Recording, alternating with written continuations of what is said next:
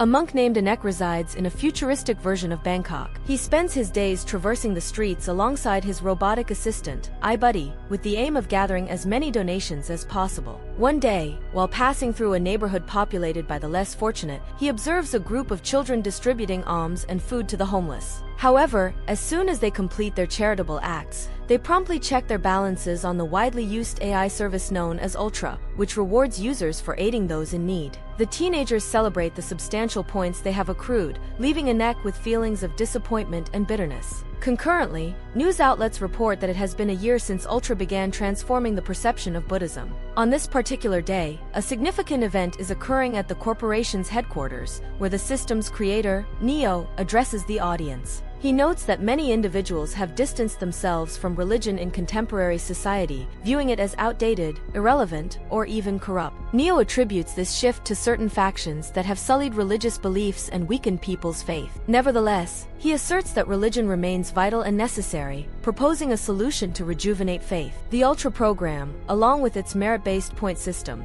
enables users to earn points for performing good deeds. These points can be redeemed for immediate benefits, such as settling utility bills, purchasing specific items in stores, or gaining access to paid events. In essence, acts of goodness will now yield tangible rewards, and human virtue will be recognized. Anek is critical of this system, yet as a humble monk, he finds himself unable to express his views to Neo. Once again, one of the girls, Wei, perceives his gaze and attempts to offer Anek some food, but her friend intervenes, arguing that distributing food in portions allows them to accumulate significantly more points. Anek endeavors to convey to the teenager that genuine virtue resides in performing good deeds without anticipating immediate rewards. This embodies the true essence of Buddhist kindness. However, Ultra promptly addresses the situation, asserting that this notion is flawed as it contradicts their operational framework. The boy, by adhering to Anek's teachings, is immediately awarded additional points. The girl feels disheartened but is unable to contest her friend's views, leaving Anek feeling powerless. He continues on his way but soon observes that his robotic companion has incurred damage. Upon examining his metallic friend, he unexpectedly discovers a sticker that equates charitable donations to payments for the services of a fallen woman.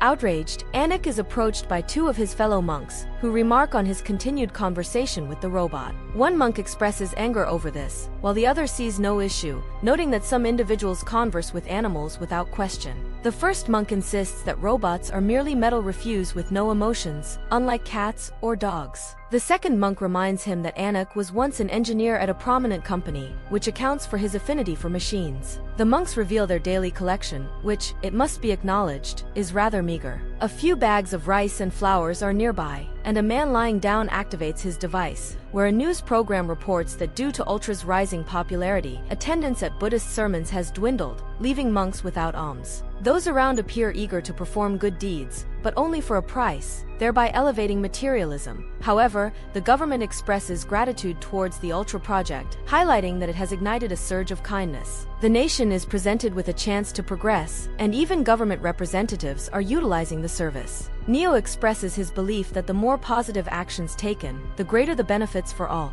The monks, however, are incensed, as this situation contradicts the principles of Buddhism. Furthermore, Ultra's practice of selling user data to external entities is illegal, yet it serves as a reminder that the sale of sacred items was never endorsed by Buddha, despite monasteries engaging in such practices. He illustrates this point with Buddha figurines that were once highly sought after for their ability to recite recorded sermons and teachings. Now, they lie neglected and covered in dust. Later, Ench is tidying the courtyard of the monastery and approaches his mother's grave, marking 7 years since her passing. The abbot calls to him, reminding Ench that while they are monks, they are also human beings. He reassures him that grieving for loved ones is not a sin.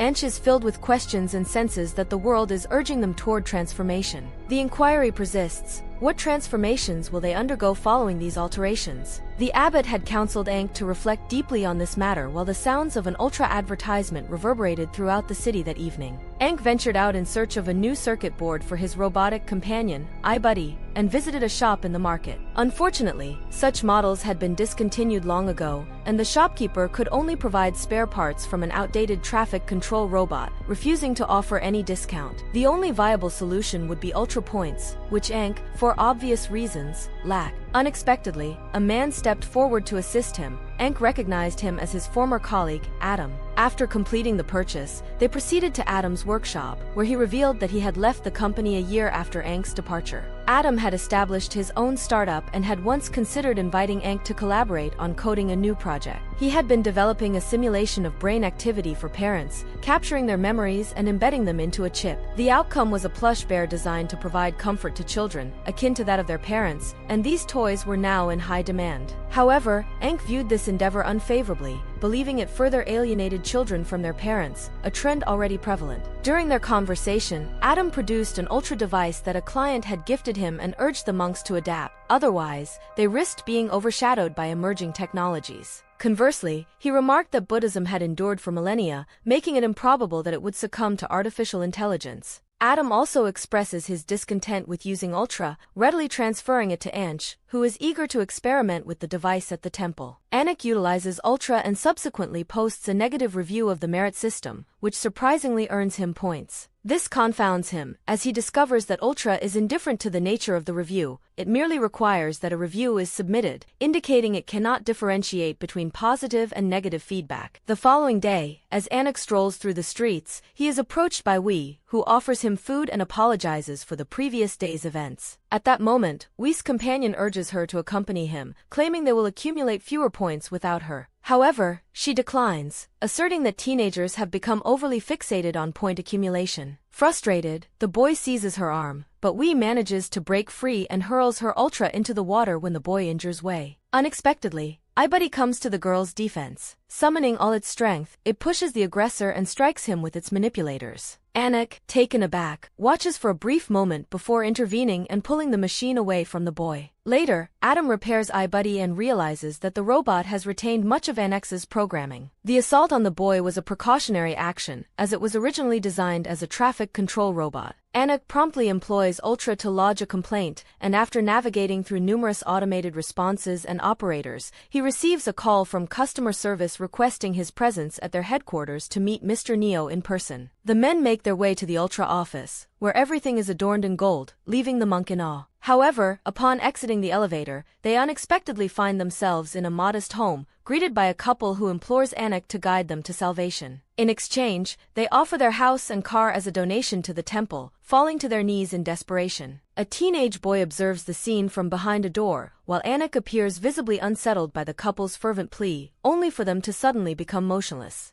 Neo enters the room, unveiling that the figures of the parents were merely holographic projections. He recounts to Anik and Adam the narrative of his life. Many years prior, this family sacrificed everything they possessed to a temple in pursuit of a more favorable afterlife. Consequently, they incurred substantial debts in their attempt to escape these burdens. The couple ultimately chose to end their lives and set their home ablaze. By a twist of fate, their son survived the ordeal. That son is Neo himself. From that pivotal moment, he pledged to eradicate the criminals clad in saffron robes. Anik attempts to argue that religion does not advocate such actions. However, Neo maintains that every action must be met with either reward or punishment within this lifetime. He extends an invitation to Anik and Adam to join his team in enhancing the Ultra project. If necessary, he expresses his willingness to employ all the monks from Anek's temple, including the abbot, to assist in this endeavor. He proposes to incorporate the wisdom of Buddhism into the AI, ensuring that the monks receive salaries and bonuses instead of relying on alms. There will be no further need to sanctify objects or misappropriate donations. Each monk will impart the teachings of the Buddha as intended. Once the principles of Buddha Dharma and SA are integrated into Ultra, the system will achieve perfection. Anik departs from the headquarters without providing Neo with a response. Neo encourages him to reflect on the situation and mentions that had his parents encountered Anch, they might have survived at the temple. Anik explains to Adam the reasons behind his decision to become a monk. Previously, Anik had a career as a software engineer, during which he experienced significant stress and overwork. One day, he received a distressing call informing him of his mother's leukemia diagnosis. On her deathbed, she implored him to embrace monastic vows, sharing that during her pregnancy with Anik, she had recurring dreams of Buddha's tooth within her womb. She sought guidance from a respected monk, who foretold that her unborn child would emerge as a significant religious figure, aiding Buddhism in a time of need. At that moment, Anik made a vague promise to his mother but continued with his work. However, after his project was terminated and his mother passed away, he contemplated ending his own life. The only factor that prevented Anik from doing so was the sight of the abbot observing him. The abbot approached him, reminding him of the teachings of Buddhism, which also evoked memories of his mother's plea. Now, Ench comprehends that many individuals search for hope in the world, yet it is often another person who can provide it, particularly those who have erred. If the world is attempting to reform them, it is essential for them to utilize their skills and knowledge to transform themselves and become a beacon of hope for others. From that moment forward, Ench embarks on a programming endeavor aimed at revolutionizing Buddhism. With Adam's assistance, he launches the I-Buddha system, which bears resemblance to Ultra but integrates Buddhist teachings from abbots and monks nationwide. This technology operates using brainwave signals from the temples, creating the sensation that the abbot is perpetually present, offering guidance, mentorship, and support during life's challenging moments. Subsequently, additional mentors from across the country will contribute to the initiative. The system also features a merit-based program, allowing individuals to earn points through their engagement in Buddhist practices, which can be redeemed for free access to the application in the following month. This initiative enables users to navigate the pitfalls of a modern world rife with deception and misinformation. Anik unveils this concept at a product launch event, where Neo is also in attendance. Over time, instances of fraud within Ultra begin to emerge.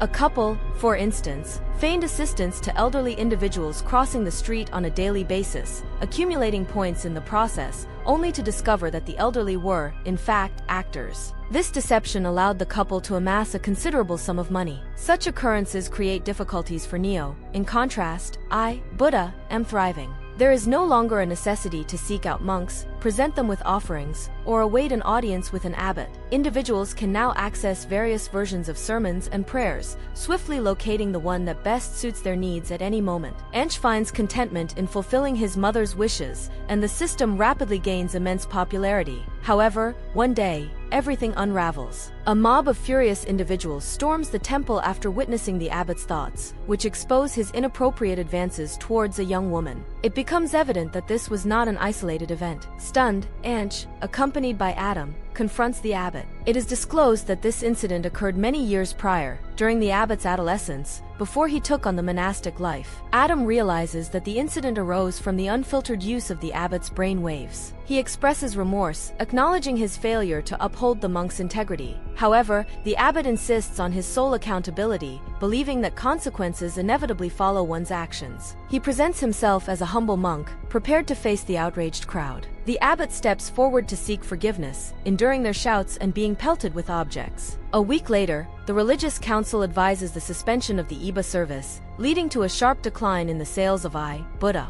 Consequently, Anik bids farewell to Ibid, renouncing his monastic role and departing from the temple. He observes litter on the street, collects it, and disposes of it in a nearby trash bin. Suddenly, he hears a voice from Ultra. It becomes apparent that a boy is utilizing it and expressing dissatisfaction over the reduced points awarded for cleaning up the city. An advertisement for Ultra plays, proclaiming that the system has been enhanced with Super Ultra and Ultra Pro features designed to assist individuals wherever they are. Anik dons a cap and steps into his new existence. The science fiction genre has recently been increasingly focused on the theme of artificial intelligence supremacy. This particular narrative highlights significant concerns regarding faith and religion in contemporary society, serving as a reminder that while technology can simplify life, it may also act in unforeseen and unintended ways. Subscribe to watch more videos like this, leave a comment about your favorite movies, and we will make it next. Thanks for watching.